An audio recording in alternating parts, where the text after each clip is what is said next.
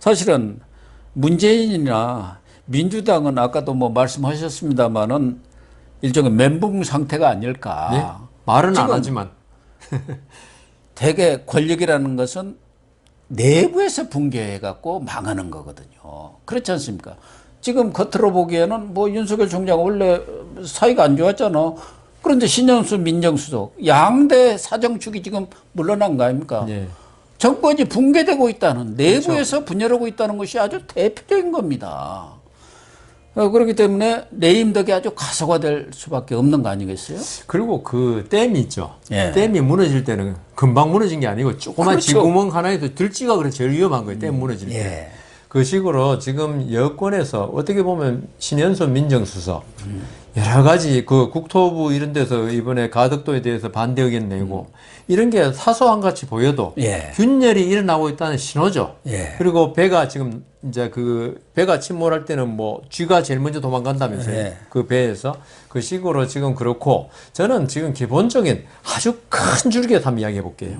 저는 트럼프가 대통령 당선된 게 여러 가지 이야기 많이 하지만 오바마 대통령 8년에 관한 어떤 반감이 아주 컸던 겁니다.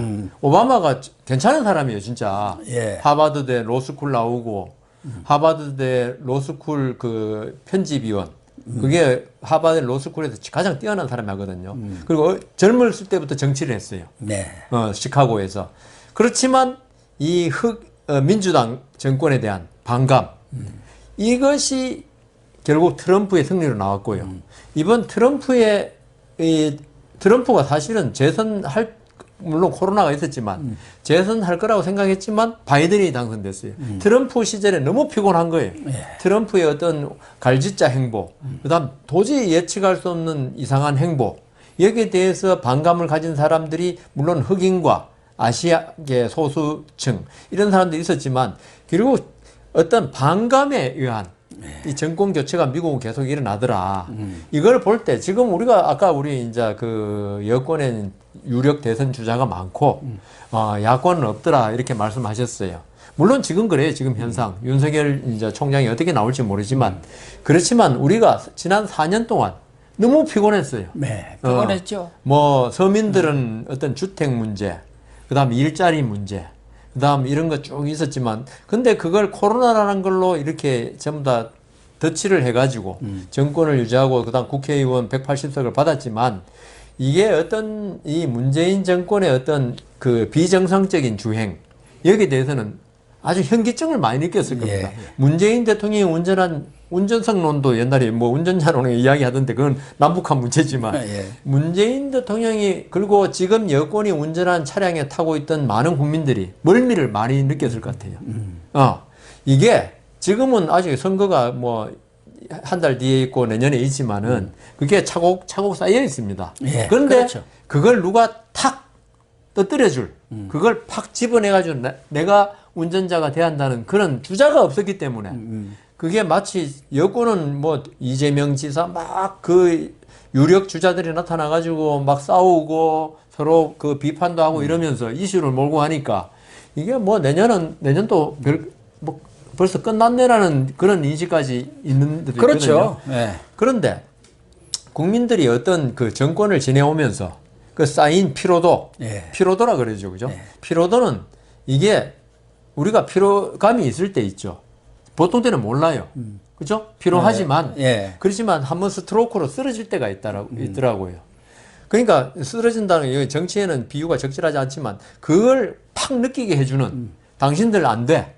그 다음 지금 여권의 지금 주행으로는 안 돼. 이걸 느끼게 해주는 유력 후보가 나타날 때 이거는 국민들의 어떤 관심은 그리 집중되고 그게 동력이 돼가지고 정권이 바뀔 수 있는 거거든요. 그래가지고 이게 우리가 박근혜 정권에서 문재인 정권 그거는 좀 비정상적으로 탄핵 때문에 넘어갔지만 그것도 이명박 박근혜를 지내오면서 쌓인 피로도가 있는 거예요. 예. 그게 결국은 이제 그건 촛불로 나타났죠. 뭐 그 앞서 탄핵 문제가 있었지만 그래서 정권이 바뀐 거거든요. 그래서 저는 이 국민들의 피로도를 해소할 수 있는 사람이 나타나기만 하면 이거는 실현된다.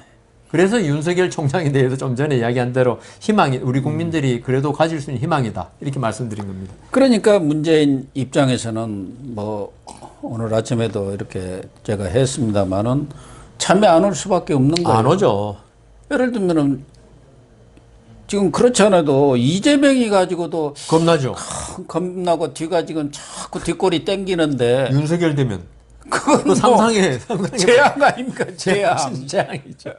그러니까 참여 올 수가 없는 그런 상황이고. 그게 그 지금 말씀하시니까 한 개 더 붙이면은 우리 조홍천 의원 알잖아요. 예, 예. 그 박근혜 정권의 비서관 했잖아요. 예. 그 사람이 나와가지고 박근혜 정권의 어떤 좀 숨기고 싶었던 게 많이 드러났어요. 예. 그렇잖아요. 예. 그러면서 더불어민주당으로 갔는데 제 생각에 이 윤석열 총장이 처음에 서울중앙지검장 할 때 적폐청산에 선봉에 섰다고요. 예. 그때 어떤 여권의 주문, 그다음 여권에서 주문 그 어떤 역학관계 이런 걸 엄청나게 많이 알고 있을 것 같아요.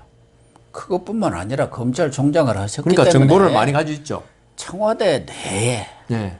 또 친문 핵심들에 돌아가는 그런 정보들 잘 알죠. 갖고 있죠. 그래서 윤석열 총장 하나 나가는 게 이게 뭐 자연인 윤석열 나가는 게 아니고 판도라의 상자를 가지고 나갔다. 그렇죠. 윤석열 판도라 총장이. 상자가 이제 열리면은 그러니까 큰일 윤석열 나는 거예요. 총장이 이번 3월 5일 날 나온 거는 있죠. 예. 이 상자를 가지고 나와서 이걸 언제 터뜨리고 아마 이게 국민의힘 쪽하고 뭐 협의할지 아니면 개인적으로 할지 몰라도 있죠. 하나하나 까면은 지금 이 정권에 있죠. 아니 청와대 비서관 하나 나와도 박근혜 정권에서 뭐 그때 그 십상신이 예. 그다음 뭐 여러 가지 그 정윤회 이런 이야기 다 나왔잖아요. 아니 지금 이광철을 못 놓고 있는 거 알지 않습니까? 그러니까요. 그 민정비서관 하나를 못 벗기잖아요. 뭐 나가면 큰일 나죠. 예. 그런데 윤석열 총장이 청와대에 있는 비서관 반치 청와대 돌아간 거 세세한 걸 모를지 몰라도 국가 전체적으로 돌아가는 어떤 중요한 정보는 다 알고 있다고요. 그럼요. 그리고 자기 검찰 편이었잖아 한때 또. 예. 그래서 아까 문재인 대통령이 잠을 못 이룬다 했는데 제 생각에는 여러 가지 잠을 못 이룬 이유 있겠지만은 윤석열 총장이 가지고 있는 판도라의 상자가 과연 그 안에 무엇이 있을까? 아마 문재인 대통령이나 지금 이 정권의 청와대에 있는 사람이나 여권 국회의원들은 상당히 불안할 것이다. 지금 문재인만 불안한 게 아니고 다 불안해요. 지금 이재명이나 네. 뭐 이낙연은 더 말할 것도 없습니다만 이제 거의 낙마 지경에 가 그렇죠. 있으니까 과연 이재명이도 최근에 계속 문비의 청가를 부르면서 제가 충성을 이렇게 바치고 네. 있습니다 하는데 이거 진짜 적수가 나타나 버린 거예요. 네. 늘 걱정은 했겠죠. 걱정했던 적수가 나타났죠. 이제 그게 실제 상황이 된 거 아닙니까? 그러니까 과연 예. 이재명이가 앞으로도 계속 1위를 유지하라는 법이 전혀 없지 않습니까? 아니, 한때 이인재가 40몇 프로 했다가 2%인가 3%의 노무현한테 졌어요. 아니 그리고 연초만 하더라도 연초란 게 얼마 됩니까? 그때만 하더라도 여론조사 해보면은 윤석열이 1등한 데도 있고 이재명이가 1등한 데도 있고 엎치락 뒤치락 했잖아요. 아니 그때는 윤석열 총장이 정치를 한다고 말도 안 했어요. 예. 그러니까 지지도가 이 생각보다 낮을 수 있어요. 예. 왜냐하면 사람들이 그렇잖아요. 현실화 돼야지. 그럼요. 지지가 몰리지. 저 사람 정치 안 하고 계속 검찰총장 할지도 모르는데 그러면 지지를 이제 심정적인 지지에 불과하지 현실적인 지지는 아니거든요. 그래서 그 윤석열 총장의 지지가 이재명 지사보다 낮을 수 있는데 실제로 정치를 하고 야권의 대표 주자가 된다면 이게 이제 현실화되는 거죠, 지지가. 그렇죠. 그러면 어떻게 될지 모릅니다. 그러니까 이재명도 그렇죠. 올 수가 없죠. 자다가 깨겠죠. 그리고 벌떡벌떡 일어나고 자기 말 잘한다고 네. 자신했는데 더 말을 훨씬 잘하고 그럼 말씀하신 대로 윤석열 총장은 원래 달면인데다가 내공이 있어갖고 엄청나고 아주 논리적으로 이 얘기를 한다는 거 아닙니까? 다들 설득이 딱 돼버린다는 거 아닙니까? 검찰 내에서 윤석열 총장하고 토론회가 이긴 사람이 없답니다. 그러면은 네. 여권에서는 이재명도 찜찜하고 여권이라는 게 늘 이 네. 전당대회란가 이 과정 속에서 분열한다. 분열도 되지만 다이나믹하게 네. 후보를 만들어내는 게 지금까지 특히 민주당은 그래왔습니다. 그렇기 때문에 뭐 히든 카드가 좀 있을까요? 지금 그 여권에서 지금 히든카드 다 나왔지 않습니까? 이제 조국을 히든카드에 했는데 그게 이제 조국은 배려버렸단 안 말이에요. 되고요. 예. 김경수도 안 되고요.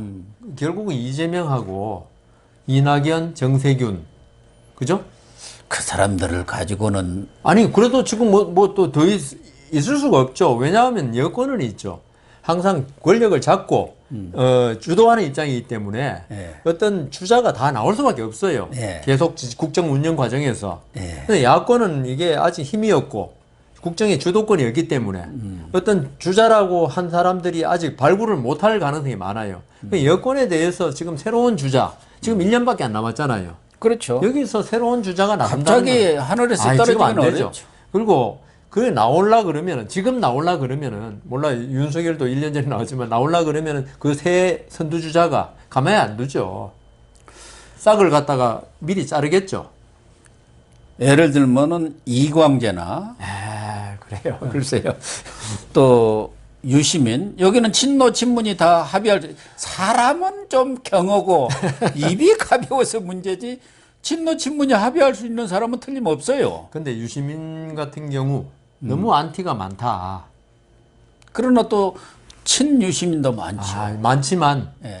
그러니까 아니 혼자서 선거한다면 이길 수 있죠. 혼자서만 단독 후보 나가면 그렇지만 아니 대개분들이 다 모이죠. 상대 친문 아니 제 세력들은. 말씀은 야권의 후보도 나오고 이렇게 대결할 때 그게 중요한 거지. 지금 유시민 그 이사장이 무슨 친문의 지지를 받고 이게 중요한 게 아니다. 항상 아니, 중요한 그러니까 거는 중도의 지지를 받아야 한다. 저쪽 사람들은 적어도 예. 지금 문재인에 대한 지지가 40%는 되는 것이고 예. 지금 문재인도 41점 얼마로 된 것 아닙니까? 예. 그중에서 중도만 좀 끌어오면은 예. 된다라고 그런 입장이죠. 과거 같으면은 중도층이 넓었는데 예. 사실은 이 문재인 정권 들어오면서 완전히 진영으로 분리되면서 중도 폭이 많이 좁아졌습니다.